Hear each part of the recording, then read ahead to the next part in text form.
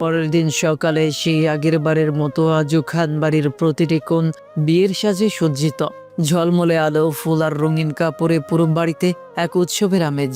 আত্মীয় স্বজনের আনাগোনাও শুরু হয়ে গেছে। খানবাড়ির মহিলারা ছোট ছোট কাজে ব্যস্ত, কেউ মেহমানদের আপ্যায়নে, কেউ রান্নাঘরের তদারকিতে। অন্যদিকে পুরুষরা আড্ডায় ব্যস্ত। সব মিলিয়ে বাড়ির পরিবেশ কোলাহলপূর্ণ ও আনন্দময়। আনন্দের কোলাহলে যখন সবাই ব্যস্ত, আনোয়ার খানও সকলের সাথে আড্ডায় ব্যস্ত ছিলেন। হঠাৎ কি মনে করে তিনি রৌশনী খানের উদ্দেশ্যে সামান্য তাড়া দিয়ে বললেন, এই যে শুনছো, তোরা হয়তো ঘুম থেকে ওঠেনি, ওকে ডেকে তোলো, পার্লার থেকে লোক চলে আসবে তো।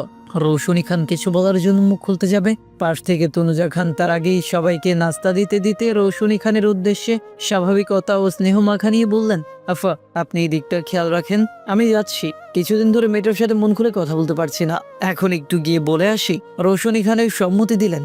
আচ্ছা ঠিক আছে, যাও, আমি এই দিকটা দেখছি। তনুজা খান ধীরে ধীরে তোরার রুমে প্রবেশ করলেন। তোরা তখন গভীর ঘুমে মগ্ন। তনুজা খান স্নেহ ভরে মেয়ের পাশে বসে আলতো হাতে তোরার মাথায় হাত বুলিয়ে দিতে লাগলেন। তনুজা খানের চোখে তখন রাজ্যের চিন্তা। তিনি মনে মনে ভাবলেন, কত বড় হয়ে গেছে মেয়েটা, আজ অন্যের বাড়ি চলে যাবে।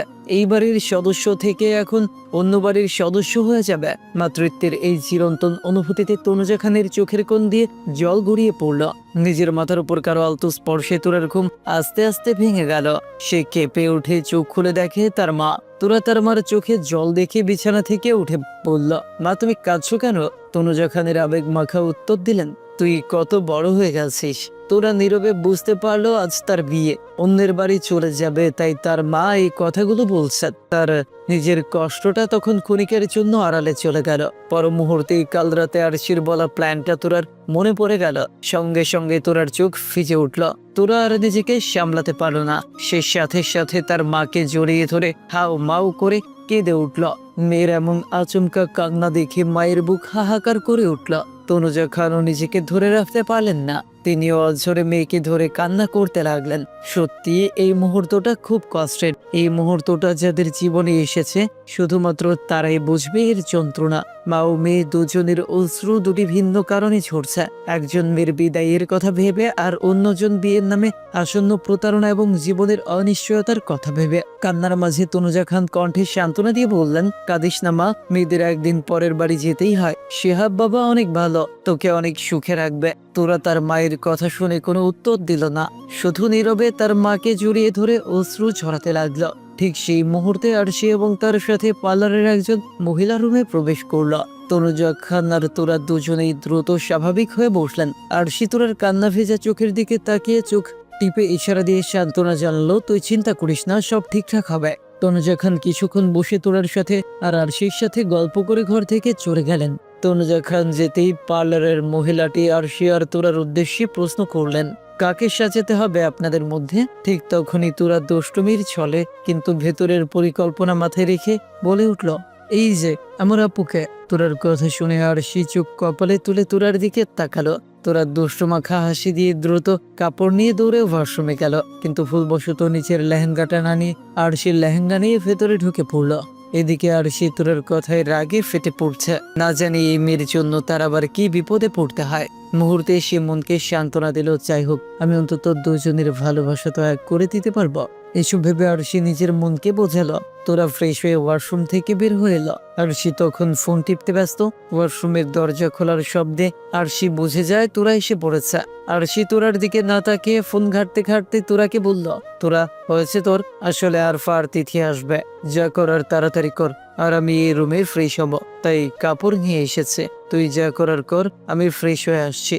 কথাটা বলেই আরশি কাপড় না দেখিয়ে নিয়ে দ্রুত ওয়াশরুমে ঢুকে পড়লো। এদিকে তোরা পার্লারের মহিলাটির সামনে বসলো। পার্লারের মহিলাটি তোরাকে খুব স্বাভাবিকভাবেই সাজালো, কিন্তু বউয়ের মতো নয়, কারণ পার্লারের মহিলাটি ভেবেছেন আরশিকে বউ সাজাতে হবে। ওই যে তোরা তখন বলল, সেই কথাটাই তোরার দুষ্টুমি হলেও পার্লারের মহিলাটি সিরিয়াসলি মনে করে নিয়েছেন।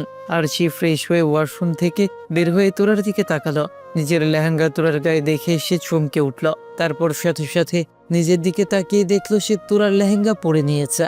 আরশির সাথে সাথে তোরার উদ্দেশ্যে হতভম্ব কণ্ঠস্বরে বলল, তোরা, তুই আমার বাকিটা বলতে পারলো না। দরজায় কটকট শব্দ হলো, অর্থাৎ কেউ আসছে। দরজার ওপাশ থেকে রওশনী খানের কণ্ঠ ভেসে এলো, কিরে তোরা কি করছিস? তোর ওইখানে কি আরশি? আরশি ও তোরা দুজনেই রওশনী খানের কণ্ঠে চমকে উঠল। আরশি নিজের দিকে তাকালো, লেহেঙ্গা দেখে একটু ভয় পেল, কারণ এই লেহেঙ্গাটাই শিহাব তোরার জন্য পছন্দ করেছিল। আরশি আবার তোরার দিকে তাকালো, তোরারও সাজা শেষ, কিভাবে কি করবে আরশি ভেবে পাচ্ছে না। হঠাৎ আরশির মাথায় বুদ্ধি এলো, সে দ্রুত পার্লারের মহিলাটিকে ফিস করে নির্দেশনা দিয়ে বলল, আন্টি আপনি আমাকে সাজিয়ে দিয়েছেন, আর আমি বড় ঘুমটা দিয়ে রাখবো। কেউ জিজ্ঞেস করলে বলবেন, পরে দেখবেন, তার আগে না। আর আমাকে তোরা নামে রাখবেন। পরক্ষণে আরশি তোরার উদ্দেশ্যে দ্রুত আদেশ দিল, আর তোরা তুই দ্রুত ওয়াশরুমে ঢুকে পড়। মা কিছু বললে তুই চিকন কণ্ঠে বলবি আমি ওয়াশরুমে, বা আন্টি বলে দিবে। তোরা আরশির কথা মতো দ্রুত ওয়াশরুমে ঢুকে পড়লো। আরশি পার্লারের মহিলাটিকে দরজা খুলতে বলল, আর সে তাড়াতাড়ি লেহেঙ্গা পরে বড় ঘুমটা দিয়ে বসে পড়ল। পার্লারের মহিলাটি দরজা খুলে দিলেন। রওশনী খান রুমে প্রবেশ করে কাউকে বড় ঘুমটা দিয়ে বসে থাকতে দেখে হতভম্ব হয়ে গেলেন। পার্লারের মহিলাটি আরশির নির্দেশনা মতো রওশনী খানের দিকে তাকিয়ে কণ্ঠে বিনয় নিয়ে বললেন, ম্যাডাম সাজানো এখনো শেষ হয়নি, তাই আমি সম্পূর্ণ সাজিয়ে আপনাদের দেখাতে চাই। রওশনী খান মহিলাটির কথায় মুচকি হাসলেন। তিনি আরশির কাছে এসে আশেপাশে তাকালেন। মহিলাটি রওশনী খানকে এভাবে তাকাতে দেখে প্রশ্ন করলেন, ম্যাডাম আপনি কি কাউকে খুঁজছেন? রওশনী খান উত্তর দিলেন, হ্যাঁ আমার মেয়ে আরশিকে, তাকে রুমে পেলাম না, ভাবলাম হয়তো তোরা রুমে এসেছে। মহিলাটি বুদ্ধি খাটিয়ে নিশ্চিত উত্তর দিলেন, হ্যাঁ ম্যাম, সে তো ওয়াশরুমে ঢুকেছে। রওশনী খান সম্মতি দিয়ে মাথা নেড়ে বললেন, ও আচ্ছা ঠিক আছে, তাকে বলে দিন তুরাকে তাড়াতাড়ি রেডি করতে। পার্লারের মহিলাটি প্রত্যুত্তর করলেন, ওকে ম্যাম। রওশনী খান সন্তুষ্ট হয়ে ঘর থেকে বের হয়ে গেলেন। আরশি এবং তোরার প্রথম বিপদ সাময়িক কালের জন্য এড়ানো গেল। এদিকে তোরা ওয়াশরুমে দাঁড়িয়ে কিছুই বুঝতে পারছে না। হঠাৎ আরশি তাকে ওয়াশরুমে কেন ঢুকে পড়তে বলল, আবার ভাবলো হয়তো এইটা আরশির প্ল্যানের মধ্যে কিছু একটা, কিন্তু তোরা নিজেও জানে না সে যে আরশির লেহেঙ্গা পরে আছে। আসলে এখানে তোরার দোষ নেই। সে যখন মার্কেটে শিহাবের পছন্দ মতো জিনিস কিনতে বলেছে, তখন সে নিজের বিয়ের লেহেঙ্গা ভালো মতন দেখেনি। আর আরশির লেহেঙ্গাও প্রায় তোরার লেহেঙ্গার মতোই, শুধু কালার আর কিছু কিছু নকশা ভিন্ন ডিজাইনের। আরশি ঘুমটাটা তাড়াতাড়ি তুলে ফেললো এবং বড় বড় শ্বাস নিতে থাকলো, যেন সে খুব বড় বাচ্চা বিছেছে। তোরা আর আরশির এসব উল্টোপাল্টা কাণ্ড দেখে পার্লারের মহিলাটির যেন মাথা ঘুরছে। তিনি বিষয়টি স্পষ্টভাবে জানতে আরশিকে দ্বিধাগ্রস্ত প্রশ্ন করলেন, ম্যাডাম আমি আপনাদের বিষয়টা বুঝতে পারছি না, বিষয়টা একটু ক্লিয়ারলি বললে আমি একটু ভালো মতো বুঝতে পারতাম। আর সে এখন কথা বলার মুডে নেই। সে বড় বড় শ্বাস নিতে নিতে সংক্ষিপ্ত উত্তর দিল, আন্টি আপনার এগুলো নিয়ে ভাবতে হবে না, আপনি আমাকে তাড়াতাড়ি সাজিয়ে দিন। মহিলাটি আর কোনো কথা না বাড়িয়ে আরশিকে সাজাতে লাগলেন। এদিকে আরশি ভুলেই গেছে তোরা যে ওয়াশরুমে। আরশি চোখ বন্ধ করে আছে।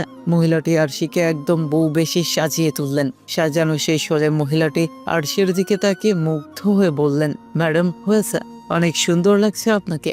আরশি হাসি মুখে চোখ খুলল আর নিজেকে আয়নায় দেখে যেন হাজার ভোল্টের শক খেল। ঠিক তখনই আরশির মনে পড়লো তোরা যে ওয়াশরুমে ঢুকে আছে। আরশি নিচের মাথায় নিজেই দুইটা থাপ্পড় দিল। সব প্ল্যান উল্টো হচ্ছে। সে মুখ খুলের আগে মহিলাটিকে কিছু বলতে যাবে, ঠিক তখনই আরফা তিথি হুড়হুড় করে রুমে প্রবেশ করলো। কথায় আছে না, বিপদ যখন আসে তখন চারদিক থেকেই আসতে থাকে। তাদের বেলায়ও ঠিক তাই হচ্ছে।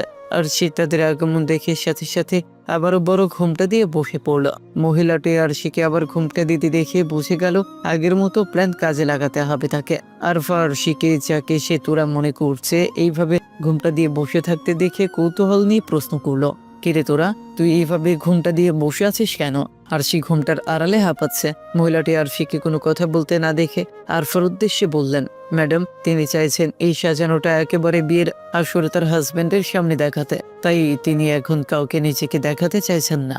মহিলাটি বেশ বুদ্ধিমত্তার সঙ্গে এই কথাটা বললেন। আরশি মহিলাটির কথা শুনে ঘুমটার আড়ালে সামান্য হাসলো। ঠিক তখনই পাশ থেকে তিথি মহিলাটির উদ্দেশ্যে তারা ভরা কণ্ঠস্বরে বলে উঠল, এখন হয়েছে, বউ তো সাজানো হয়েছে, এখন আমাদের সাজিয়ে দিন। তিথি আর আরফা দুজনেই নিজেদের রুম থেকে ফ্রেশ হয়ে কাপড় পরে এসেছে। মহিলাটি আবার তাদের সাজাতে লাগলেন। সময় যাচ্ছে ততক্ষণই আসছে বর্ষার সময়। এদিকে তোরার বেজায় নাজেহাল অবস্থা। সে এখনো পর্যন্ত ওয়াশরুম থেকে বের হয়নি। শরীরটা খুব দুর্বল লাগছে। তোরা ভাবছে আরশি ডাক দিচ্ছে না, হয়তো ভেতরে কোনো সমস্যা আছে তাই ডাক দিচ্ছে না। এই জন্য তোরা নিজেও বের হচ্ছে না। দেখতে দেখতে বড় সারা টাইম এসে গেল আর বড় এসেও গেল। ইথিয়ার আরফাকে সাজানোর পর দুজনেই আরশির পাশে বসে আছে। বড়সড় শব্দ শুনে দুজনেই আনন্দে মেতে উঠল। তারা এক প্রকার দৌড়েই রুম থেকে বের হলো। এদিকে আরশির নাজেহাল অবস্থা ঘুমটার আড়ালে থাকতে থাকতে পার্লারের মহিলাটি সরে গেছে। আরশি আরফা তিথিকে যেতে দেখে দ্রুত ঘুমটাটা এক ঝটকায় তুলে ফেলল। আরশি বিদ্যুৎ গতিতে বড় বড় শ্বাস নিতে লাগলো, যেন জীবন চায় যায় অবস্থা। আরশির মনে পড়লো তোরার কথা। এখন দেরি করলে চলবে না, যেভাবে হোক তোরাকে বের করতে হবে। আর সে উঠে দাঁড়িয়ে ওয়াশরুমের টপ টপ শব্দ করে ফিসফিসানি অধৈর্য কণ্ঠে তোরাকে ডাক দিল। তোরা, আমি আরশি, দরজা খুল তাড়াতাড়ি। তোরা আরশির কণ্ঠ শুনে সাথে সাথে দরজা খুলে দিল। আরশি দ্রুত বলে উঠল, শোন, তুই পেছনের ব্যালকনি দিয়ে রশি বেঁধে নেমে পেছনের বাগানের দিক দিয়ে বেরিয়ে যাবি। তোরা আরশিকে বউর সাজি দেখে কিছু বলার চেষ্টা করলো, কিন্তু আরশি হাত দিয়ে থামিয়ে দিয়ে আকতি ও তারা দিয়ে বলল, কথা বললে চলবে না, সে অভ্যায় এসে পড়েছে। তুই তাড়াতাড়ি যা প্লিজ, বাকিটা আমি সামলাবো। তোরা আরশির এই আন্তরিকতা দেখে সাথে সাথে আরশিকে জড়িয়ে ধরে কেঁদে উঠল। আপু, তোমাকে কি বলে ধন্যবাদ দিব তা আমার ভাষা নেই। শুধু বলতে চাই তুমি পৃথিবীর শ্রেষ্ঠ আপু। আর সে সময় নষ্ট না করে তোরাকে ছাড়িয়ে নিল। সে দরজাটা লাগিয়ে দিল এবং তোরাকে কি কি করতে হবে সব ভালো করে বুঝিয়ে দিল। এমনকি তোরার ফোনে কারো নাম্বার সেভ করে দিয়ে বলল, ঠিক আছে তুই গিয়ে ফোন করবি, সে চলে আসবে, আমার নাম বলবি, তাহলেই তোকে চিনবে। তোরা আবারও কান্না ভেজা চোখে আরশির দিকে তাকালো। তারপর পুনরায় আরশিকে জড়িয়ে ধরে কেঁদে উঠল।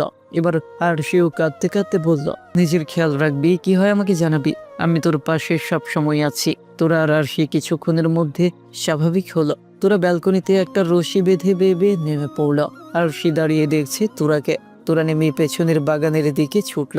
কিছুক্ষণের মধ্যেই বাগানের মধ্যে মিলিয়ে গেল, আর দেখা গেল না তোরা চলে গেল তার গন্তব্যে। আর সে তোরার চলে যাওয়ার দিকে তাকিয়ে চোখের পানি মুছল। অবশেষে হয়তো দুটি হৃদয়ের ভালোবাসা পূর্ণতা পাবে। ঠিক সেই মুহূর্তে আবারও দরজায় কড়া নাড়ল কেউ। আর সে দ্রুত আবারও তাড়াতাড়ি বড় ঘুমটা দিয়ে গিয়ে দরজা খুলে দিল। দরজায় দাঁড়িয়ে আছেন আয়ান আশিক খান।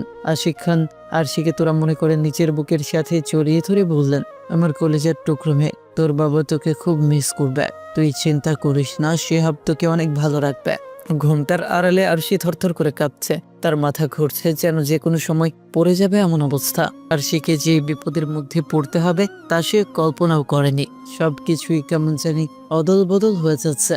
আশিক খান আরশিকে নিয়ে নিচে আসলেন। নিচে সবাই বসে আছেন, শিহাব, কাজী এবং আরো নানা আত্মীয়। কিন্তু আত্মীয়দের মাঝে কারো মাথায় আসছে না আরশিকে যে কোথাও দেখা যাচ্ছে না। সবার মনে ধারণা হয়তো বিয়ে বাড়িতে কোথাও বান্ধবীদের সাথে আড্ডা দিচ্ছে। এসব ভেবেই সবাই সময় কাটিয়ে দিচ্ছে। তো এই পার্টটি এখানেই শেষ হয়ে গেল। পরের পার্টের লিঙ্ক কমেন্ট বক্সে দেওয়া আছে। সবাই কমেন্টে দেওয়া লিঙ্কে ক্লিক করে দেখেন এবং চ্যানেলটি সাবস্ক্রাইব করে দিবেন। ধন্যবাদ সবাইকে, সবাই ভালো থাকবেন।